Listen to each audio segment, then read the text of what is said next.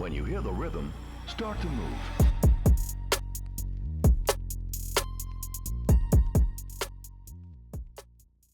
Hi everyone, my name is Varya and this is a podcast Shameless Careers, a podcast about career change. Today I'm delighted to interview Amos. When I first asked Amos if he would like to come as a guest to my podcast about career pivots, he said, "Hell yeah, I think my career has all been pivots." And you will see why. Amos has started his career journey in journalism, then went to do a master's degree in China, then went to work for a super reputable tech firm Palantir, and now is a co-founder of a company called Dovetail Finance that has just completed its second round of financing. So if you ask me, a truly shameless career. So thank you so much, Amos, for being here. I can't wait to ask you everything about what drove your career decisions, what it's like to run your own company, and of course, what advice you would give to people who are thinking about what career path to take and also potentially considering to run their own company. So why don't we start high level? If you could give us an overview of your career journey so far, and then we go deeper into particular parts of it. Thanks so much for having me. Yeah, well, I thought what I could do is give the introduction to myself that I've been giving a lot of times as we've been going through this fundraising round with the company, and then unpick it, because obviously what you do is from your end point of today with your career, when you're trying to give an impressive sounding introduction, backfit all the other pieces so it seems like a consistent narrative, which of course it completely isn't. So I'm now the CEO and one of the two founders of Dovetail Finance. We are a climate risk startup. We look at climate risk specifically on financial assets, so equities and bonds for asset managers. But my co-founder and I, before we founded the business about 14 months ago, had been working together for at least a couple of years prior at Palantir Technologies, and we were both there for about 4 years, respectively, and together built a client-facing climate data team within the company. So entrepreneurs before we became entrepreneurs, and serving a range of large corporate clients with a whole load of problems that were both data problems, big data problems, and sustainability or climate problems.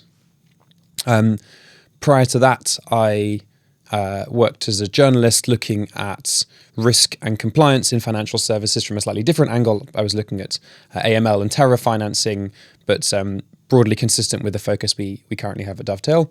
And my co-founder did a PhD in climate physics, so has been working with climate data for the whole of his career. I also did a stint in a VC-backed startup very early on, worked for a company that's now been backed by Cherry, so one of Europe's better-known early-stage VCs. Okay, cool. Thank you so much. That makes perfect sense. Why don't we start from the very beginning? So you said you started your career in journalism. What kind of has led you to start in journalism? What did you expect from this career path? And how did it turn out to be? So one thing that was definitely consistent from the start was an interest in an impact career of some sort, not very well defined. And then I've been looking for the thing that feels like the right impact and seems like a story that fits for me consistently through. But that started probably in my final year of university.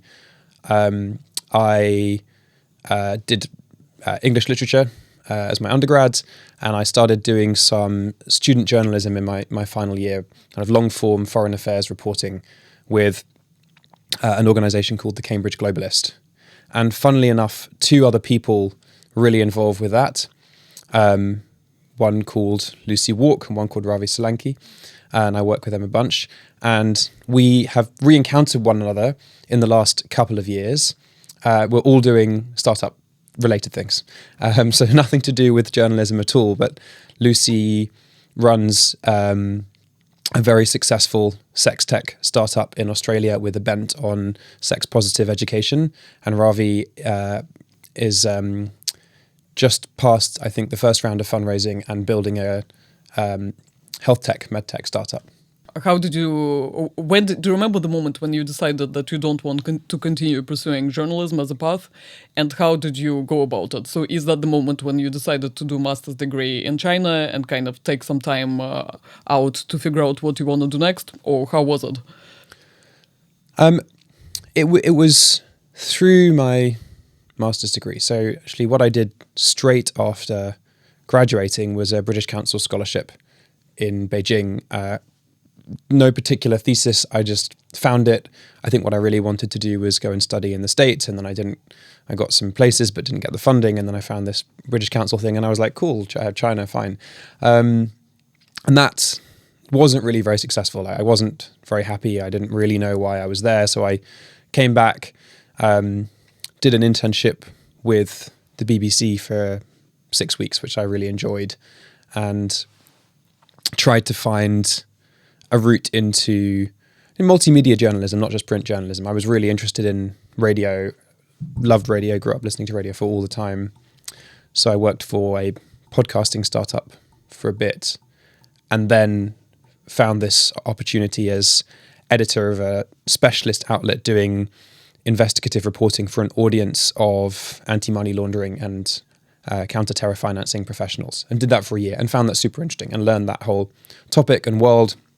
And it was a technical audience, and a lot of the challenge was explaining new money laundering mechanisms, technical money laundering mechanisms to an expert audience. So I enjoyed picking up that new sphere of knowledge.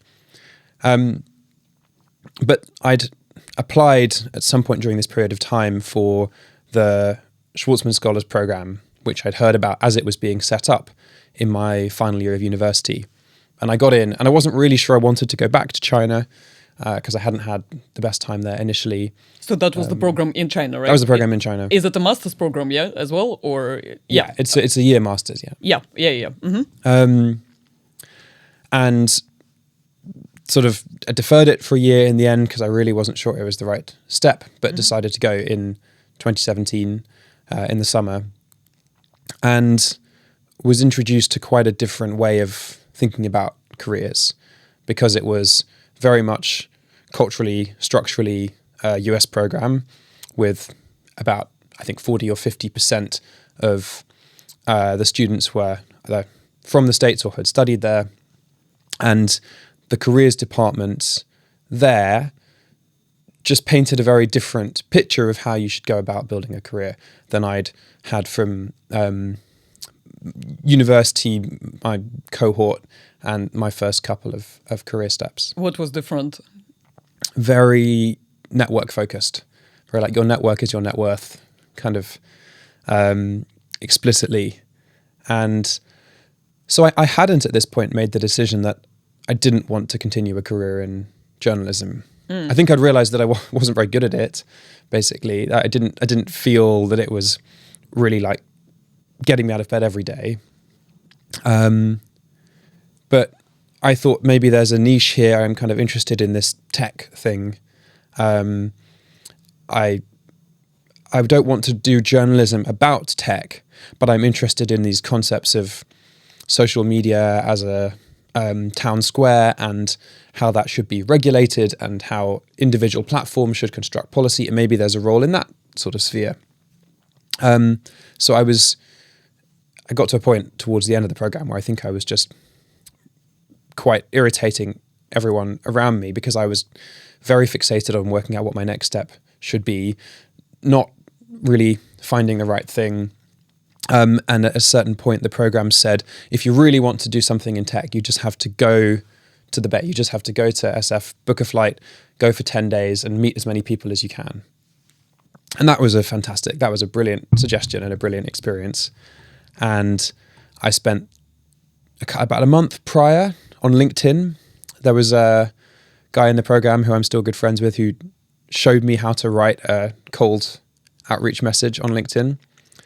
And we used my dissertation as a pretext. So the thesis we all had to write for the master's program, and I was doing it on fake news in China versus in the US. And what's the difference between fake news and propaganda and these sorts of things. Do you remember any tips that your friend gave you about cold emails and messages to people? He said, what's the ask? And a generic career ask is less likely to work, less likely to catch people's interest than something a bit more specific where they feel they might uniquely be able to help. They feel a bit flattered by being asked. So saying, I'm interested in working at Facebook is less likely to be successful than I'm writing a thesis on fake news in China versus the US, and I'd love to get your perspective as a professional at Facebook on how you personally think those topics play out, or how you see fake news be managed on the platform, something like that. So that worked super well, and then he and the careers department from the program said also lean into the degrees of connection effect. So ask everyone at the end of a conversation who else you should speak to. Can they make other introductions? If there's a time limit, even better. I'm only in town for 10 days. So if there's anyone else you think might be up for a quick coffee, whenever in the day would work for them, I'd love to chat. That worked quite well. So basically, you're going to the US for 10 days to build your network. And back then, you're still focused on this topic of media. So you're exploring just that space, correct? Yes. Social media policy and the technical tools for managing discourse on social media platforms. That was the sort of broad space I was looking at. Yeah, and so what came out of it? Who did you meet, and what next step did you take afterwards? I think I realized that as a thesis wasn't going to work. You mean this direction as your future career step? You were kind of... And I wasn't going to find a job there. Right. So there were a lot of startups doing niche bits and bobs that were relevant. There was a startup that was using AI to write unbiased journalism, which I just think conceptually is flawed. I don't think there's any such thing. But anyway, it was sort of things like this. So you go and work for one of those, but I don't think I really believe in any of the business models, even if I believe in the concept. So it's probably not going to launch my career very successfully.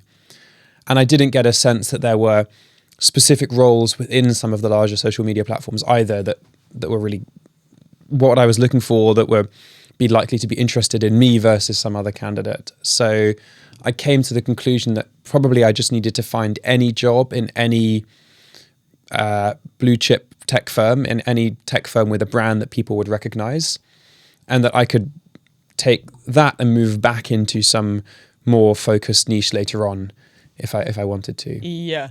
And here, what was it about tech that made you excited about this space? Obviously, you did say that you didn't feel like writing and journalism in its pure sense didn't excite you enough. But why did tech specifically catch your attention? I'm not really sure, and it's a good question insofar as I remember introducing a potential candidate looking for a role in Palantir to our mutual friend Ant, and this guy had been in the British Army, and he said, "I'm looking for a role in tech," and Ant was like, "That's saying I'm looking for a job outside." Like it's just so general. But that was kind of my thesis. Once I'd realized that this very niche thesis around social media discourse probably wasn't going to work, and I was looking for any role that would take me in a good tech firm, kind of doing anything. I had a thesis that had been suppressed. I was like, I'll come back to that later. Now I just need to build some relevant career experience. I'm sure there were elements of working in a technical environment that appealed to me.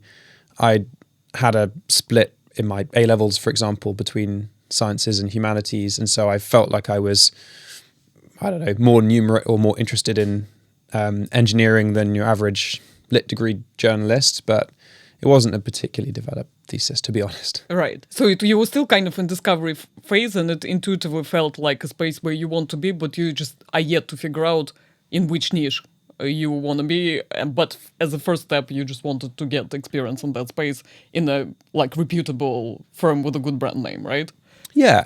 I also think in the 20 teens, tech was, remains the exciting emerging industry that you as a young ambitious person might naturally be drawn to building your career in. It's no surprise, I suppose, that there's a former generation of similar people that all went to whatever it was, consulting, finance, because Yeah. that was the exciting thing to do as a young, ambitious person. And I think for me and a bunch of my friends, it was tech that just seemed to be the cool industry to be in. So I would definitely be happy to defer it like less to my own preferences and insight and anything else, and just to the economic forces around me. Okay, cool. So, so now you're basically looking to get tech experience. How did Palantir come about? It came about because I was looking at Twitter, and I found someone in my mum's friend's LinkedIn network who worked in a policy role at Twitter. And that friend of my mum made the introduction very kindly. And this person happened to be, he was based in London, but he happened to be in Palo Alto at the same time that I was doing my 10-day trip from China. So we got a coffee, and he said, you should also speak to this person, John Grant, on the privacy and civil liberties team at Palantir, who of course I'd never heard of, the organization or the individual. But they do some interesting policy work. And initially it didn't really seem relevant. It was nothing. It wasn't a B2C tech product in any way. There were none of the themes of media intersecting with tech that I was interested in. But I, of course, wanted to take the call and learn more. The first time I was supposed to speak to John, I completely forgot about it and missed the call. He very kindly was willing to reschedule. Actually, now I think about it, it was quite extraordinary of him, because he was running one of the most important teams in the company with some things going on at the time, was extremely busy, and here's a random 25-year-old who had been completely rude and missed a first appointment. And the second time I called him from a concert hall in central Beijing just on my phone. So it wasn't great showing. I was usually like much more on it, but it just it just didn't work.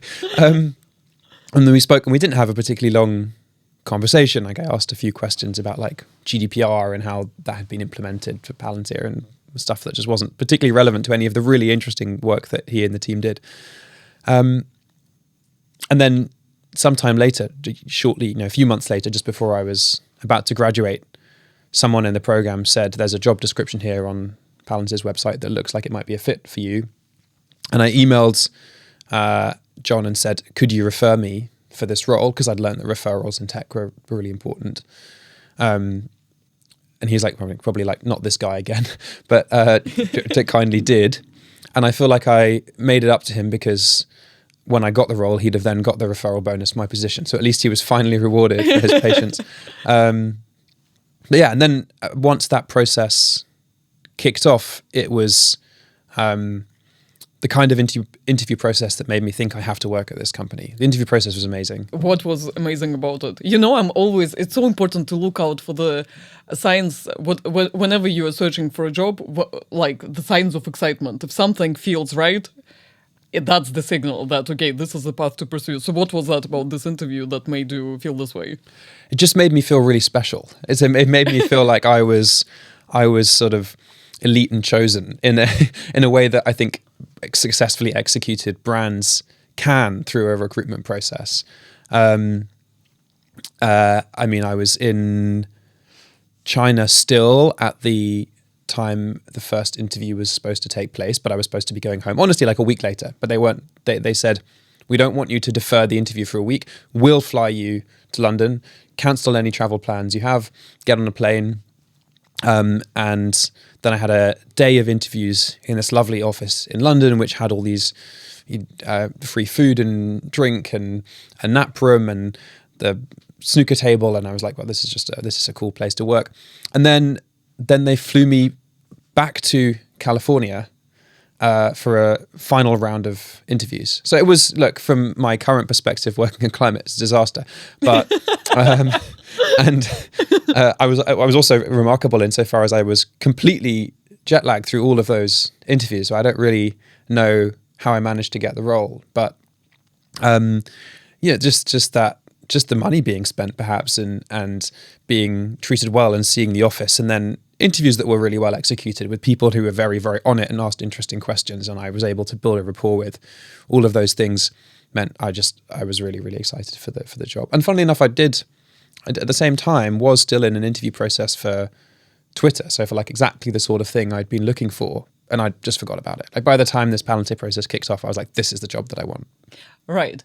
And how, and in terms of the role itself, kind of, did you feel excited about what you're going to be doing already at this point, or was it more like, okay, it's a cool firm, I want tech experience, but this phase of figuring out what exactly kind of makes you excited to work on was still, this time was yet to come? No, it was definitely the latter. So I didn't have a very good understanding of what the role actually involved. I think it wasn't a kind of work I'd even been aware of. It was a bid writing role. So the job title was Proposal and Capture Strategist for the international government branch of Palantir. International governments meant anything outside of the US, any of the government work outside of the US. And we were responding to RFPs, essentially.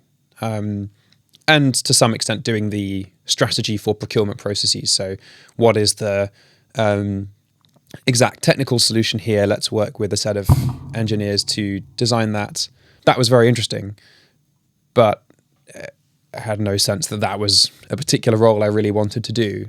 And how did you navigate it from there? So obviously, am I right in understanding that your next step was related to climate and sustainability projects, which is essentially the area where you're building the business now, right? How did this kind of, did you get the feeling that you want to go there? Did it happen accidentally? Yeah, how did you build your career path at Palantir from that point onwards? Yeah, I also think it's worth interjecting at some point with the reflection that the story I'm telling about my career might be completely different in 3 years' time. I still feel like I'm really just taking the first few steps, and there's not that much of it to talk about. But looking back through it, I think there were periods of time where I certainly couldn't say that I've found the thing that I want to do for my whole career, but it seemed very clear to me that I was doing the thing that was right for the time that I was at. Mm-hmm. And I would say my undergrad had no question that it was the right place for me to be doing the right thing at that time. The same with my masters, and the same with those maybe the first year or so at Palantir. And I say that because the transition to doing the climate work was a really interesting one. I've been doing this proposal and capture strategy work, doing a lot of travel. I spent quite a lot of time in Australia and some in the Middle East, and that was novel and exciting, and added a level of stimulation when I didn't find the work as interesting. It was mixed. Sometimes the work was interesting, sometimes it was not. But then we got to early 2020, I'd already started to feel that coming up on, 2 and a bit years, I wasn't learning as much as I had at the start from the role. Maybe I wanted to do something else. Maybe I just wanted to kind of completely hit the brakes and think about my career from the ground up. And then COVID hit. And suddenly all of the things that had kept me going with the role, so the travel and the lovely office and the amazing colleagues I had, were stripped out, and I was interacting with those colleagues just over Slack and Zoom.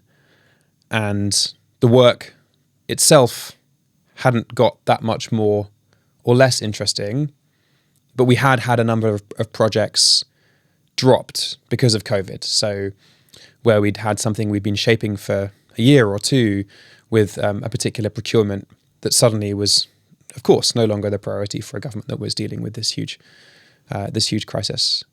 So then I hit in early COVID, I would say, a bit of a career low. I definitely didn't feel I was doing the right thing at the right time. And I applied for a whole range of jobs. I applied for a grad scheme with the Met Police and did some volunteer police work. I applied for the Army Reserves and thought about applying for the Army full-time. I applied for the security services. There was a theme to these roles in retrospect, which was they were all ones that involved not sitting in a room all the time, being on Zoom. And I think it was clear that I had just like started to find that totally unstimulating. And obviously, like everyone else, felt very trapped by the whole COVID thing. But I think thankfully what happened during that period is I met a few people within the organization who were willing to, one, help me try and find more interesting work within Palantir, and two, just really, really kind and supportive and thoughtful about bouncing ideas about next career steps in general. So I met a few people who told me absolutely not to join the army, for example, which I'm sure would not have been a good decision. And a couple of people who helped me see that it would be a shame to leave such an interesting organization without having got the full skill set out of it that it was possible to extract. And that specifically meant moving over to a more technical role and taking the opportunity to learn a technical skill set. And once I'd been able to fixate on that as a bit of a mission, that was then really exciting again. You know, it emphasizes the importance of like seeking advice from experienced people.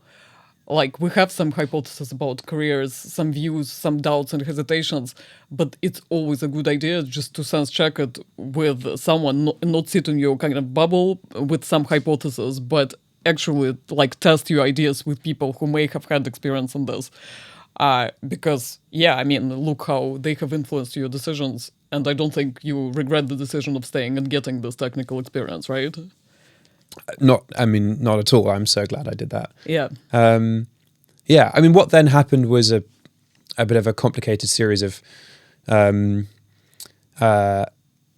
opportunities and internal politics in which I was able to start using internal resources to teach myself the basics of data science, let's say, and to become more familiar with the tech stack, the tools and the playbook that Palantir would use with different clients.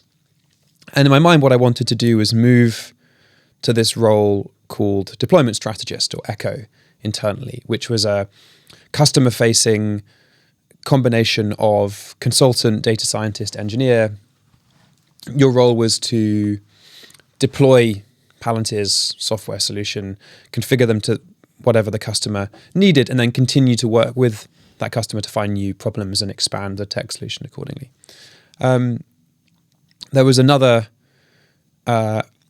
piece of circumstance which initially seemed really frustrating, which was that because I'd spent the year in China, it wasn't possible for me to get even a basic security clearance as a contractor that would have allowed me to work on Palantir's defense business in the UK. So we're not talking about like any kind of complicated high-level clearance. I just mean basic thing that you'd need to go and work on government defense-focused solutions. And so that meant I couldn't easily switch for various reasons into the same sort of teams on the deployment side that I've been working with on the RFP side. So I actually, as a result, had to become quite a lot more technical than I would otherwise have done, because I had to go and work on commercial deployments with commercial teams, with customer counterparts who tended to be more technical. And so your own bar as a deployment strategist of technical knowledge had to be higher. But then this all culminated in, I was really trying to move across, and I had to find a way out of my team, and I was still useful to my team, so they weren't that willing to let me go. And I decided to just apply some brinksmanship and say, I'm going to quit if you don't let me move across. And they let me trial something out with a set of folks doing actually oil and gas work. So the opposite of climate work on commercial, not yet in that deployment strategist role, but as a commercial proposal strategist. And I basically thought that it wasn't going to work out. So I thought there was a very high chance that, as kind as this team had been in allowing me to join them and try and do some productive work, people were going to quickly find I wasn't doing anything useful and I was going to get fired.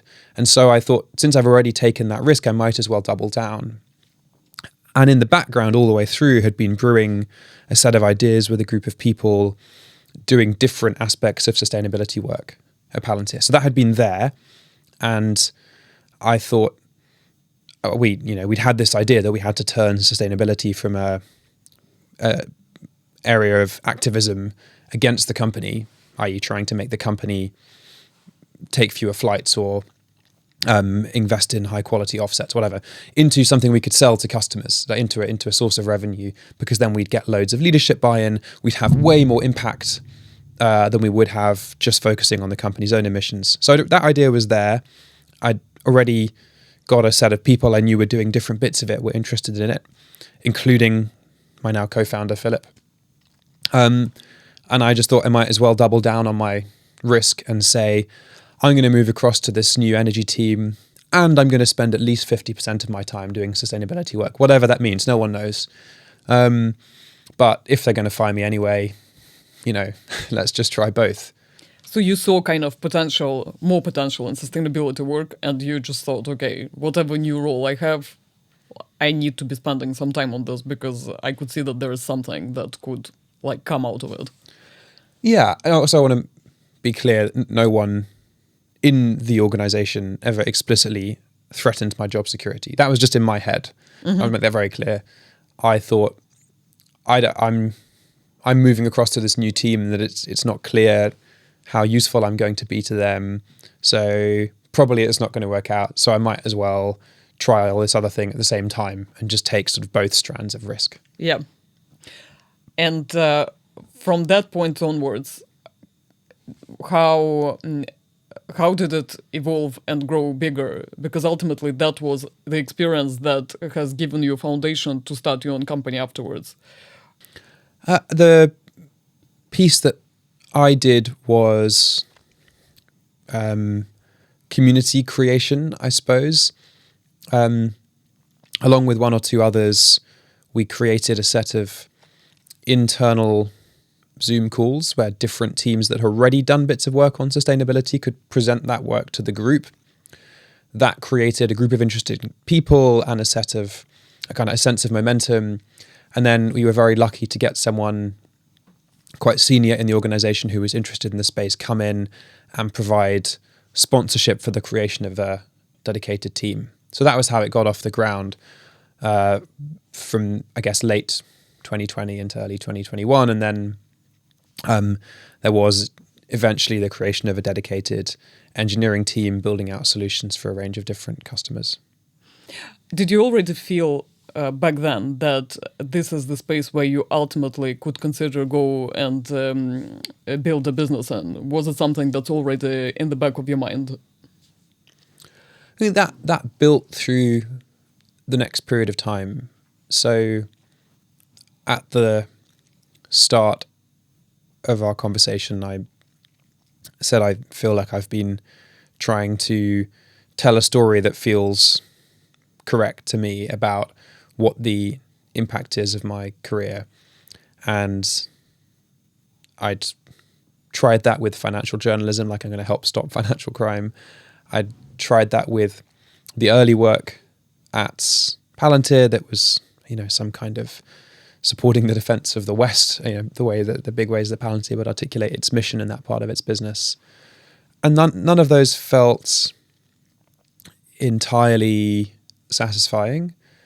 And the climate piece just did. It felt right. Like I felt like I believed in the story I was telling to myself and others, which isn't really surprising because it's been a huge theme of my dad's career, and he's done a huge amount of work from his position as a rabbi, speaking about a range of climate issues and being an activist and creating initiatives around the community and the wider Jewish community. So it was always an issue that was there for me in my family.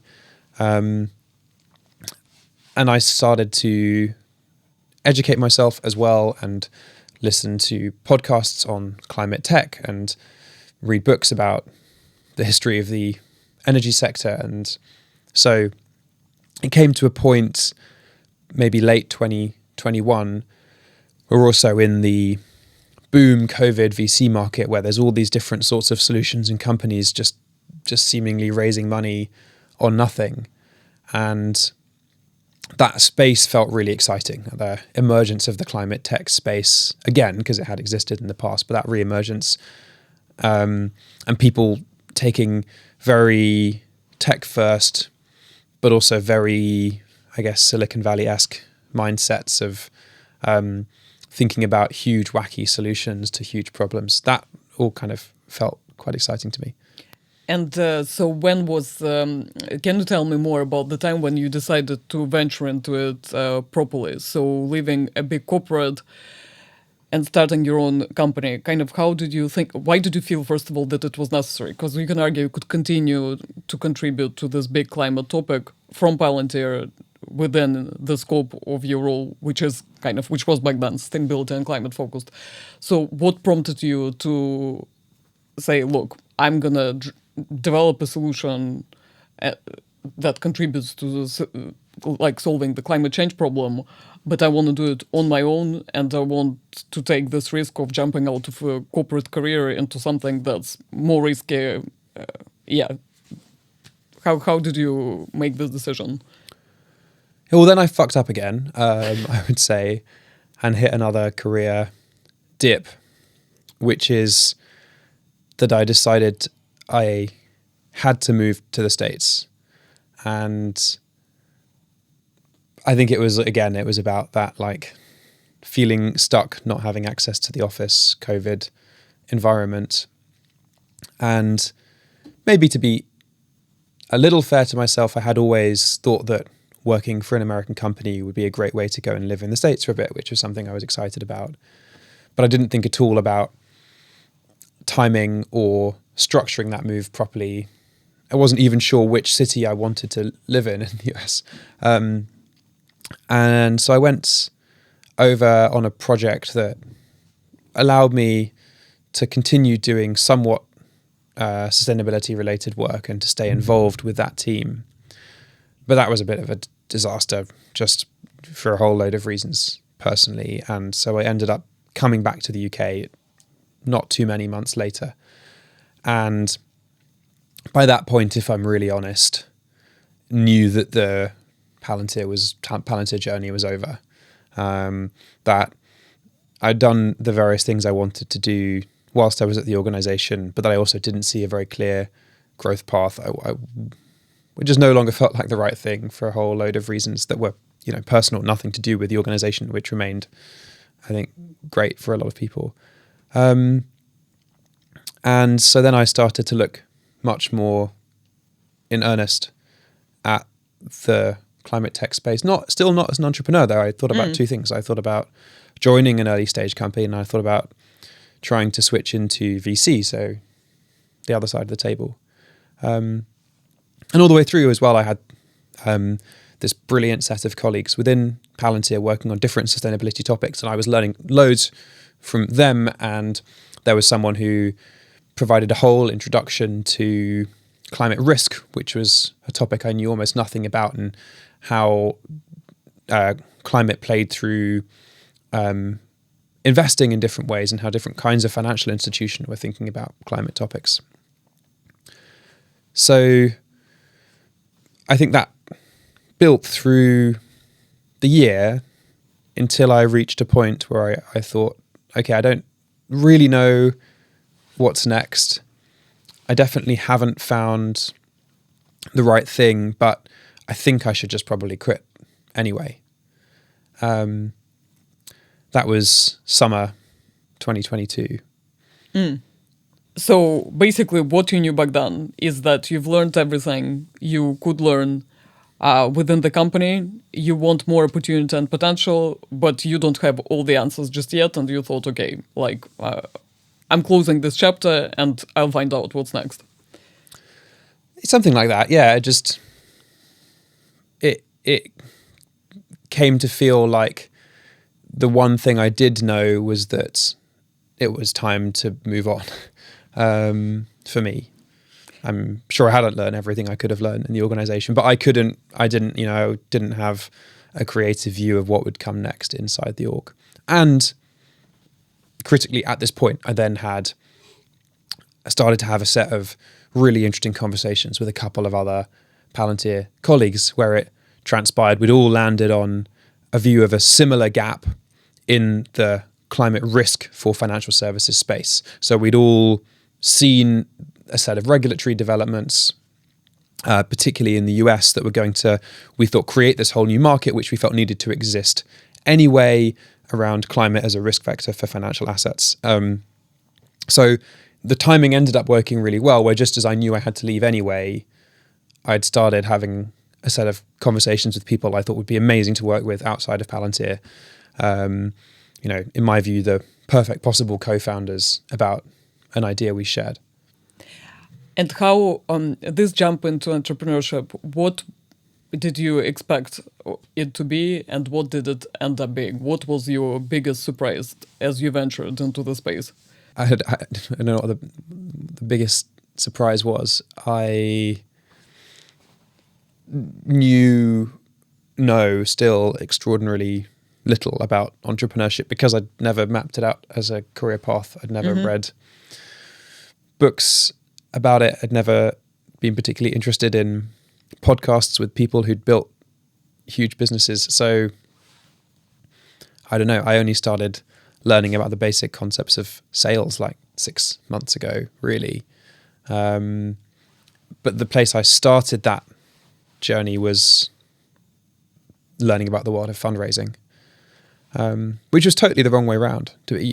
Now I see that it would have made so much more sense to spend a bit more of my own money and create a personal runway to build up the concept and a customer pipeline and maybe some consulting based projects and maybe build the beginning of a product around that and have a slightly larger team and then go and fundraise from a position of strength. But instead we thought, well, we'll just see if the fundraising market will validate this idea. And if they do, then I'm sure it's worth our attention, which is not the right way to look at it.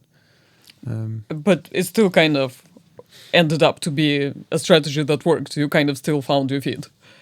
It worked because I was very lucky to have Philip as a co-founder and we presented a strong technical team. I think the VC market likes ex-Palantir founders for a range of reasons.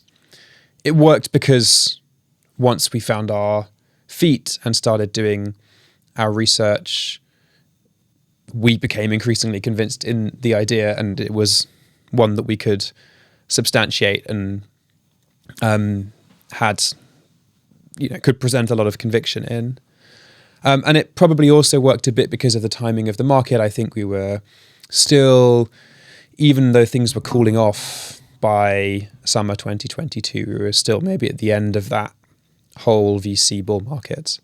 Not as crazy as it had been at the peak, but I don't know if the same approach would work now.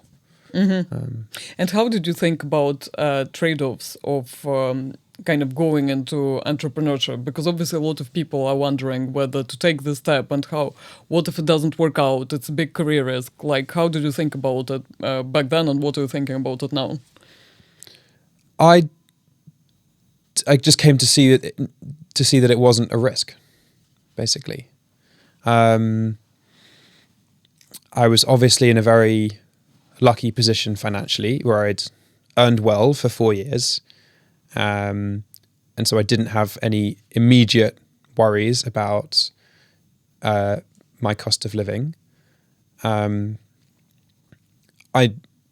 was very lucky because I knew I had an employable skill set. So it was clear that I could find another job quite quickly if I needed to. And then the equation, once you remove those factors, was if this is successful and we can start to build something here with some help from the VC funding market, then I will have at least a year, 18 months of incredibly interesting, dynamic, paid work, working towards building a business that we think could be huge.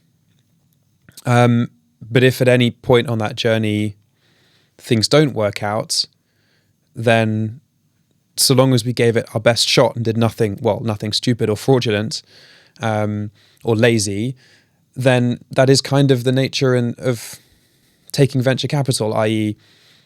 you don't, I think I actually think I kind of find the burden of taking other people's money and spending it a really heavy one, as I think people should. And you have to be, I think this is a difficult topic to talk about, because I think there are a lot of founders who are quite cavalier about, that's just the venture game. And if you lose all the money, but you tried hard and it didn't work out, so be it. That's the deal everyone knew they were signing up to at the start. And that is true. I don't know that I find it easy to think about it like that. I think I see it as an absolutely huge responsibility, and I'd be devastated not to return people's capital, hopefully many times over.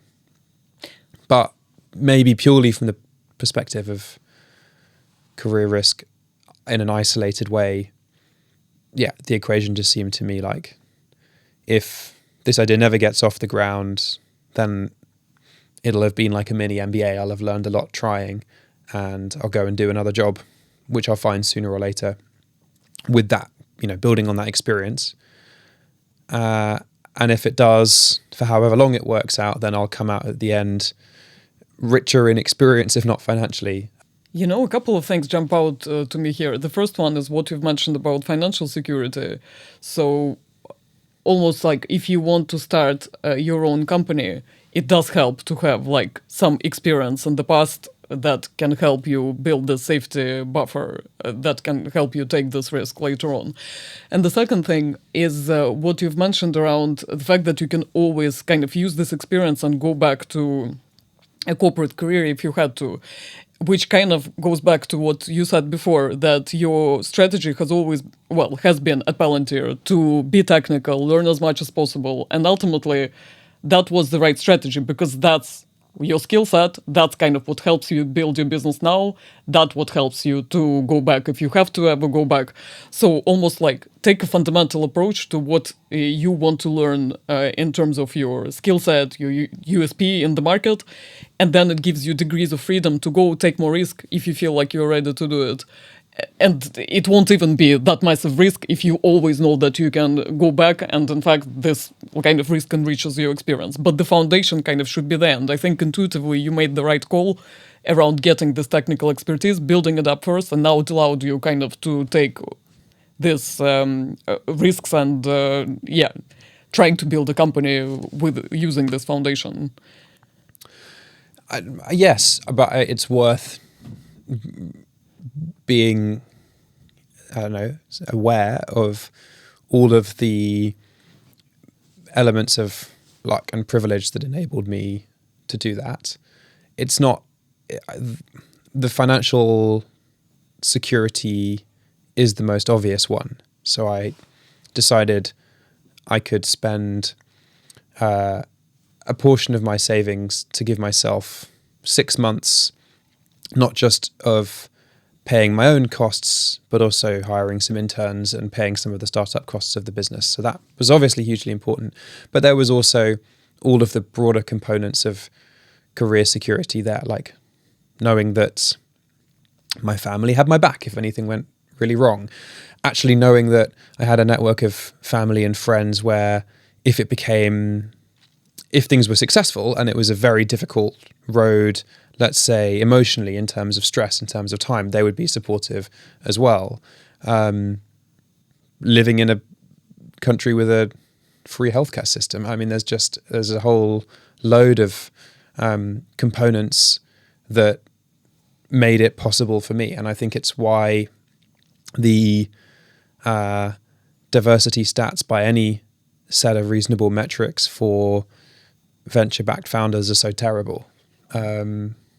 It's funny because it's supposed to be this meritocratic, whatever that means, environment where the best ideas win through and good companies can always raise and good founders always rise to the top, and it's obviously nonsense. And what advice would you give to people who are considering jumping into entrepreneurship? I think if you can afford to leave your job and you feel like you might want to, then you should.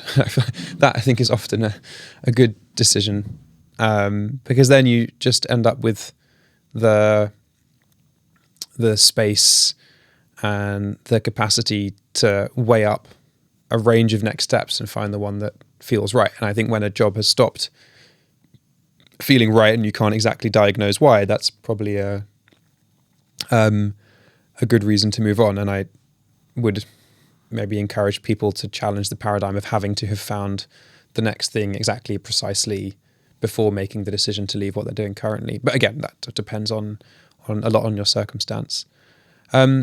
The other thing critically that for me de-risked this whole enterprise was knowing how fantastic the community around the climate tech and climate venture space specifically is. And that meant that I knew that I'd be investing my time in getting to know this group of people and building out different relationships with them that would in itself be a sort of career safety net, because hopefully within that network that I was building, coming back to the net worth thing, like I would be able to find other roles, other opportunities, other suggestions of corporates doing interesting things that I could work for and so on. Right, yeah. So basically never settling for something that's suboptimal, continuing to look for, and it should make sense directionally, even if you don't have all the answers. Still, you're building up network as this type of assets, opportunities going forward. Which should make you feel more secure about this next step. Kind of you moving in the direction, and the opportunities and connections, they will come as you start kind of venturing in that space. Yeah, I mean, picking a space seems to have worked quite well for me. If there's a commonality between the pivot into tech and the pivot into climate, then it was find a space, however broadly defined, and build a network around it, and that network will surface the right thing. Yeah. And in terms of qualities, would you say, again, if someone is wondering whether entrepreneurship is for them or not, what type of personality, traits, what type of qualities should one have as they venture into this journey, which is kind of risky versus your classic corporate career path? Or maybe there is no one template. Maybe it can take different shapes, and there is really no, specific profile, and anyone could be an entrepreneur.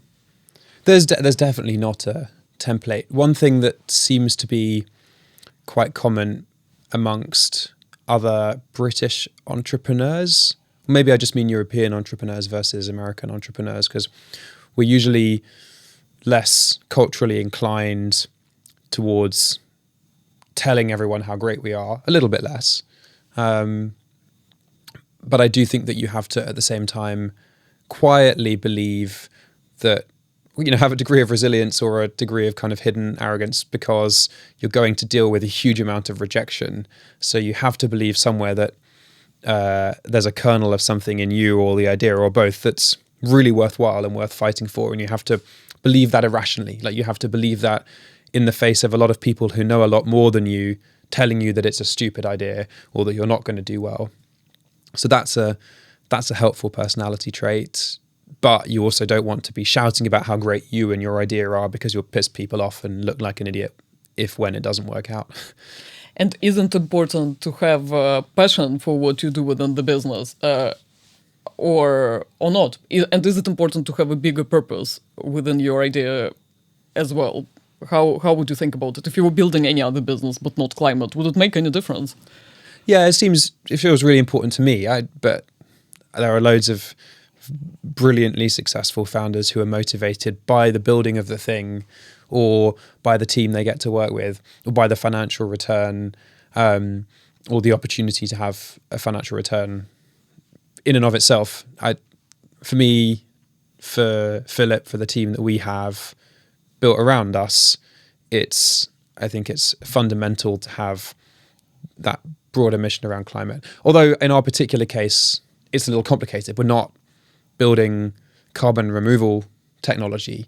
The direct impact is quite hard to map out. It's intangible. We're talking about changing the way that financial decisions are made. And it's possible that some of the analytics that we produce could run counter to that, could suggest a kind of de-risking of climate negative investments, let's say. On the whole, we're betting on the fundamental principle that it's always going to be cheaper to transition for almost any asset class than not, but there are going to be counterexamples. So, we have a very strong mission on the one hand, and we think there's a huge lever for impact, maybe bigger than working in any other sector, but we also have to be resilient to the fact that it can feel quite abstract.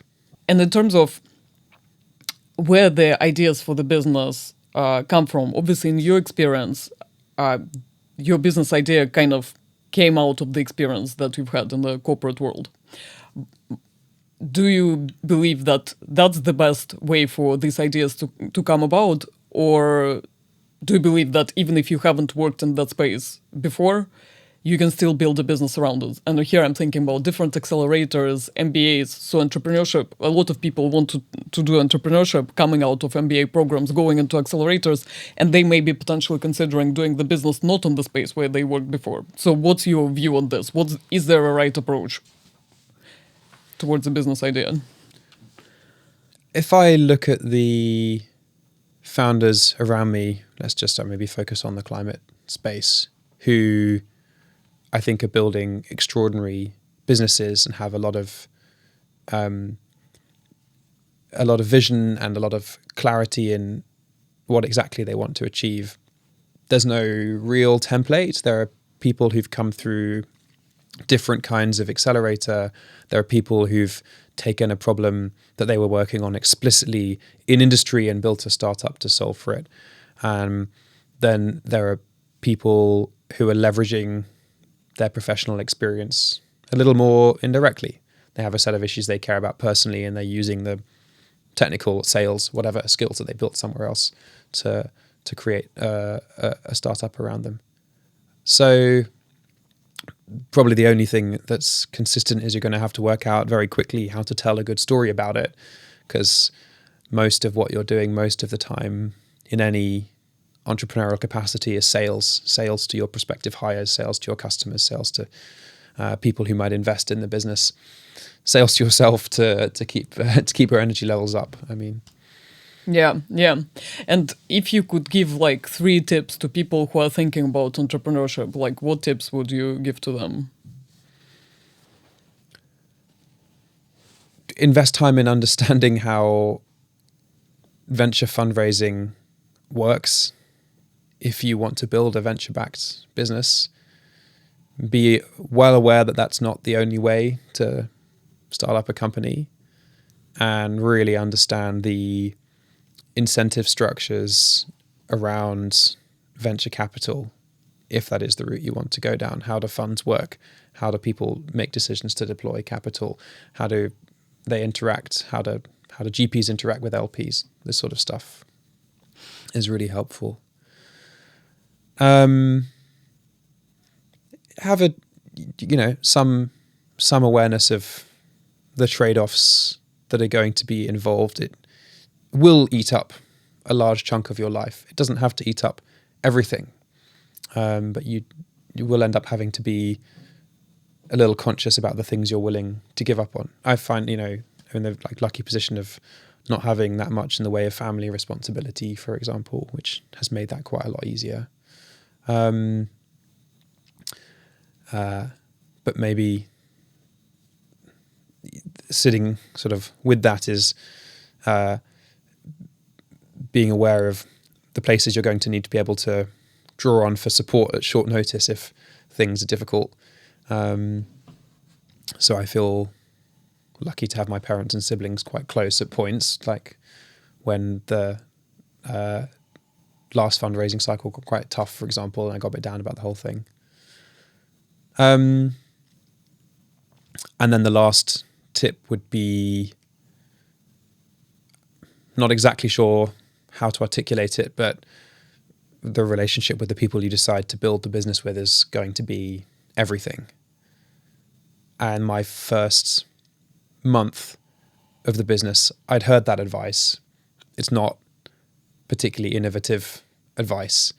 And I was like, well, our co-founder relationship between the three of us is fantastic. Nothing is going to change here. And then one of our co-founders had a set of family challenges come up and dropped out. And that very nearly killed the whole thing at the start. So however you go about getting to know people closely and understand and trust and respect them professionally and personally, and testing out their values and making sure you're aligned, do that. That's worth spending time on.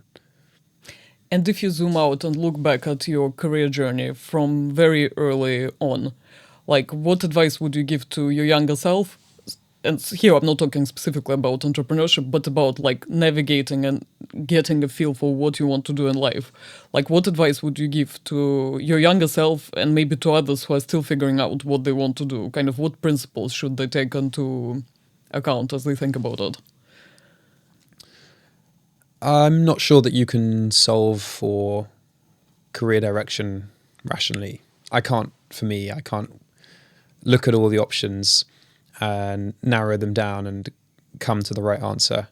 So the advice would be something around not being distrustful of intuition around career decisions and picking the things that feel like the right thing at the right time. And I think there's a degree of bravery in that. It will probably also periodically lead to some bad decisions, but they're rescuable. So you've mentioned, going back to journalism, that it's not something that keeps you super excited and you wake up super thrilled to do it. How do you feel about what you do now, and what makes you excited about building a company in a climate tech company? Yeah, and this is really just a personal answer, i.e. I think that journalism is exceptionally purposeful in many forms, and I'm really glad that there are so many people for whom it does provide that core motivation. It just didn't work for me, and I didn't think I was that good at it, or maybe I hadn't found the right mode of journalism, whatever. The thing I'm doing now is the best kind of work for me that I've ever done, hands down.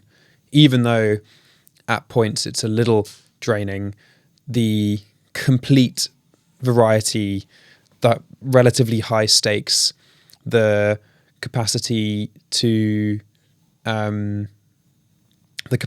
exercise a whole really diverse range of skills, and to learn a whole new set of things all the time. All of those things I find brilliant and unexpected. Like the thing I'm enjoying by far the most at the moment is sales. Like I really, really enjoy sales calls. Completely, I would never have guessed at the start that it was selling the product would be the thing I was excited about. I've always thought that I just wasn't a salesperson, and that wasn't a skill set I even wanted to bother to develop. But then the purpose also comes out in unexpected ways. So yes, there's this longer term mission. If we're successful in relation to climate, the impact that we can have in changing the way that financial decisions are made and the cost of capital is decided for climate solutions. But the short-term purpose that I've found is seeing the ability that we have to give meaningful work to a set of people early in their careers, and seeing by far, like the happiest moments that I've had through this last year and a half have been nothing to do with closing fundraising rounds. It's been hearing in people's 3 and 6 month reviews that they're really, really enjoying their work and learning a lot. And that's, however the business turns out, whether or not it is a huge success, no one takes that away. And I that's reassuring aside from anything else, but that's a huge sense of purpose day to day. Thank you. Thanks so much, Amos, for being here and for sharing your journey. Yes, and good luck with the next phase of the company growth. Thank you. Thank you for having me. Thanks so much for listening. Please like, share, subscribe, do all of these amazing things. And until next time, be shameless. When you hear the rhythm, start to move.